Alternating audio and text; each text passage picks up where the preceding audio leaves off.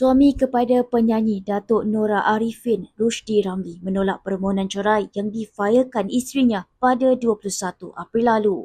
Dalam reaksinya ketika hadir di Mahkamah Rendah Syariah Petaling di Petaling Jaya, Selangor bagi menghadiri prosiding sebutan permohonan cerai, Datuk Nora berkata beliau bersedia menerima apa jua keputusan mahkamah dengan reda dan lapang dada.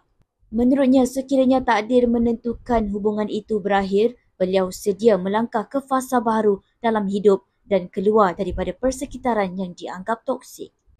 Setakat ni ada macam macam kata bicara dengan Dr. Rushdie tu tak? Ada berjumpa tak? Ada dua mata.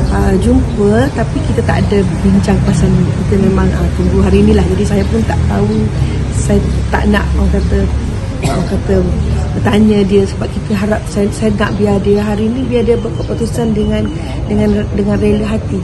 Jadi apa saja, dan dia pun tahu tujuan saya dan sebagainya. Jadi kita InsyaAllah kita akan buat yang terbaik lah. Maknanya apa saja saya.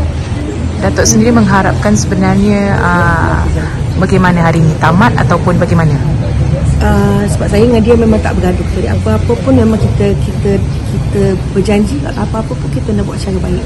Cara baik, cara yang terbaik untuk dia, untuk saya. Jadi saya tak berani nak cakap sebab tak tahu kat dalam macam mana kan. Jadi sekiranya masih ada sinar lagi untuk rumah tangga Datuk akan terima dengan hati terbuka?